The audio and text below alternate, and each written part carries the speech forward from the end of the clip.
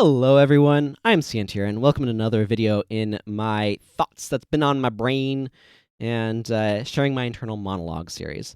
And today I want to talk about capitalism. As best I can understand these things and talk about them, because I am not an economics major, I am somebody who is fascinated by design and how systems interact and all of that sort of stuff, where incentives fit into things. Game designer has all these sorts of components in it, and we have to worry about economies in game design as well. What are players incentivized to do? How are they going to work the economy of the game? How is it going to kind of interact with things? It's a little bit of a different angle, but I think that a lot of those ideas and concepts kind of transfer. So I want to talk about capitalism. In particular, I want to talk about why I think a lot of younger people have so much issue with capitalism, why there's so much hatred towards it. Now, the first place that I want to start is just kind of describing what I mean by capitalism, because I think this is a term that can often mean slightly different things to slightly different people, depending upon like what they've studied and all that sort of stuff. I ain't going to care about what the definition that they use in economic schools might be. What I care about is what am I going to be talking about today, which is a system of basically markets is kind of what I kind of think of capitalism as, where we have this idea of the free market, which is referring to who controls it, which is the market is minimally controlled, in contrast to markets that are controlled primarily by the state, or otherwise some sort of publicly controlled entity, which, as far as I understand, is more of the direction of like communism and some of the more socialisms and stuff. So capitalism, the focus there is capital is really important, which is money, but it's also just broadly we have these markets, and markets kind of work things. Now, what is a market? Well, a market is basically a meeting ground between buyers and sellers. So buyers want something, good, service, something. And sellers have those somethings and want to exchange them for what the buyers have to exchange for them, which is usually money. Obviously, you can have a bartering system or something. But what we've got then is those markets have certain goals, certain ways that they work.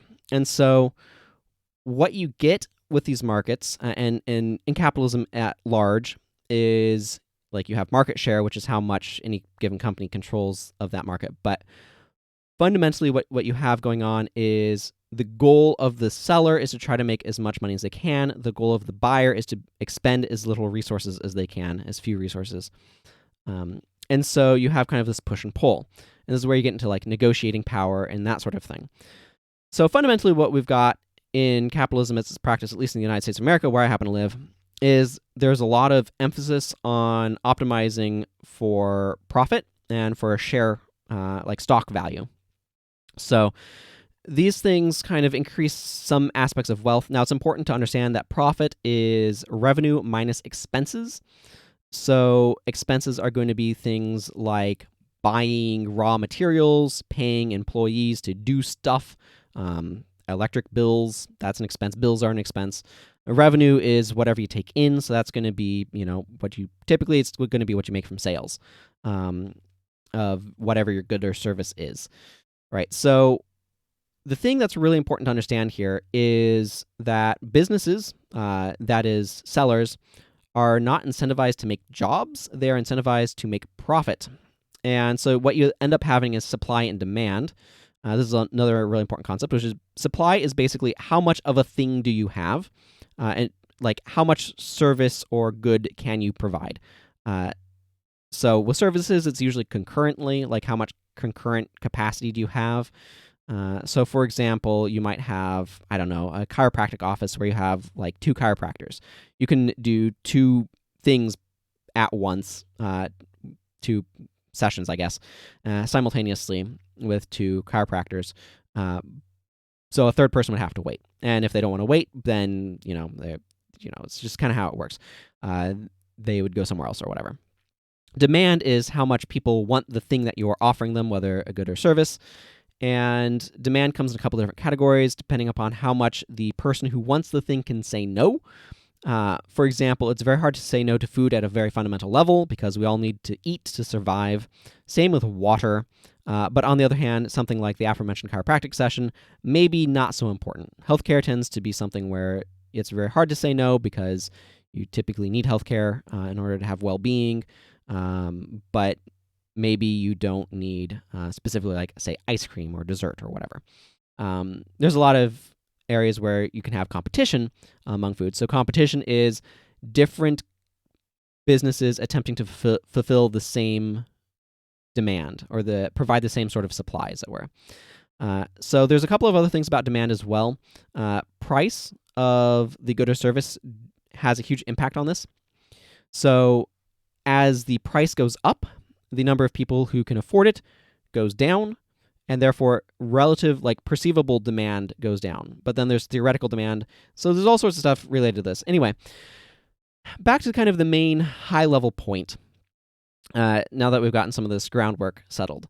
Capitalism, like I was saying, does not optimize for jobs. It optimizes, particularly in the way things are working right now, for stock value and for profit. So that's post or like wages of people at the top to some extent. But basically, like, post expenses, revenue, overhead, or whatever you want to call that. So the thing about this is there's a lot of ways that this impacts things. So the big area where this has an impact, because there's some things where there's, like, the more demand you have, the more you need to increase your supply in order to meet that demand. There's some areas where this kind of breaks down, by the way. Digital goods fundamentally break down on the supply side because you have an unlimited supply. You can just keep copying bits, right? You can just make as many copies as you want.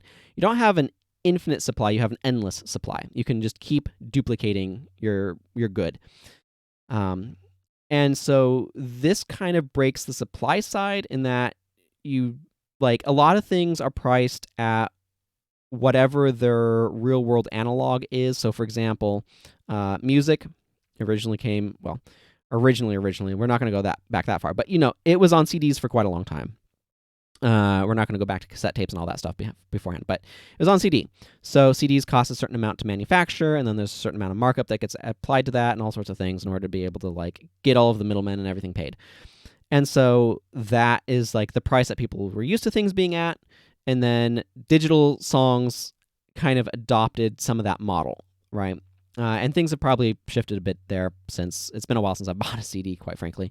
So I don't know what those prices were offhand, but so infinite supply of digital goods kind of throws off the supply side of things a bit. You don't have to worry about running out of supply, because if you run out of supply, then limited supply allows you to raise the price because you don't need as much demand in order to be able to kind of make money from it.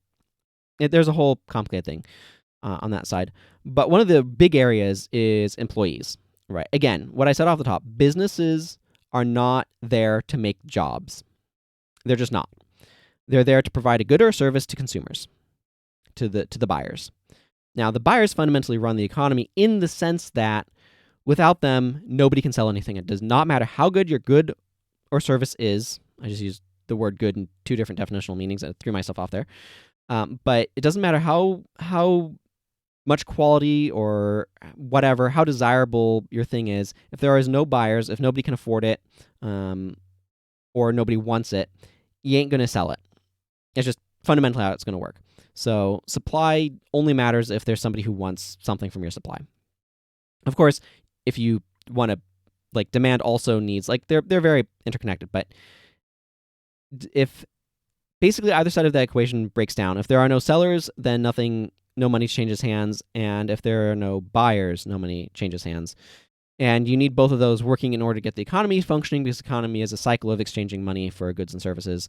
And so, again, none of that has anything to do with jobs. Jobs are a byproduct of these exchange systems, because you need people in order to be able to sell things or to be able to make goods and services, except when you need, robots instead. Like, this is one of the things that we're running into, is what happens when robots and AI begin to be able to replace people. Those cut out jobs. Again, that's what you're doing. If the job is more expensive to have, like if it's more expensive to employ a person than it is to have a robot, or if demand is falling, so you have to tighten the belt, people are really expensive. They just are. And so cutting that out saves you on cost and makes your overall equation work out better. So There's some other things that go into this too. Remember, employees do not just cost their wage, they cost any other things that you give to them, such as healthcare, because for whatever reason the United States has a healthcare-based or an employer-based healthcare system. Let's not get into that now. But, benefits go on top of their wage or their salary. And it also, other things that you may offer, other perks, increased cost, payroll tax, increased cost of employing people. So employees cost money. Not having employees costs less money, but may reduce how many goods and services you can provide, which ultimately can cost you money. So you're going to have as many employees as you need in order to do your job, in order to be able to provide the good or service that you are offering, so that way you can make money from consumers. Now, the real catch here, of course, is that those consumers are also employees elsewhere. And so what you want is like a robust middle class in order to be able to have enough disposable income in the economy in order to be able to afford a bunch of extraneous goods and services, which is what most of the economy is based on if we're defining extraneous as not fundamentally required in order to survive, which are things like shelter and food and water.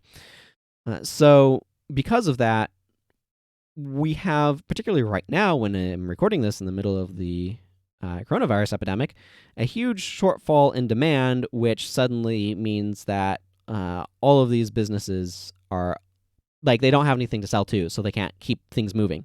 So then everything just kind of falls over. But a reason why, just kind of back up here, a lot of young people are really upset at capitalism is because these forces are very efficiently optimizing down employee wages, and they're optimizing out stability and long-term benefits and these sorts of things. One of the things that's happened in the past, several decades, is that there's been an emphasis on short-term thinking, which, again, really good for stock value and for profits, but really bad for people, really bad for employees. But again, businesses are not there to make employees' lives better. They're there to provide a good or service. And short-term thinking kind of, kicks out employees because long-term employees get expensive. And if you can just contract everything out, then you don't even have to worry about paying for healthcare or benefits. So that makes things even cheaper. And so this leads to the gig economy. This leads to a lot of instability. This leads to people being concerned about where's their next paycheck coming from, or are they able to get enough? And this is why, not the only reason, but this is part of why young people are so upset. They feel that good, solid, long-term, sustainable, paying jobs have been optimized out of the economy, and they're feeling economically crushed. They're feeling financially unstable. They're feeling financially insecure. And they're blaming capitalism for it because capitalism is optimizing for that very thing to happen. It is basically run away at this point, and things that are really important to people are having a lot of demand issues. There's a lot of centralization of the economy as well. And what I mean by that is the economy focusing on certain big cities that then get really high housing prices, and that further complicates things. Now, there's a lot more that we can discuss about this, but I kind of feel like I've gone over the basics in detail. I'd love to do a follow-up if y'all are interested. Let me know in the comments. I'd love to hear your thoughts as well. If there's anything that I have incorrect or don't understand well, please explain it, and it'd be cool to do a follow-up. But for now, I'm going to go ahead and wrap up here. So you can support me at patreon.com/Santier because we do live in a capitalist economy. And thank you all very much for watching. Until next time, everyone, take care and goodbye.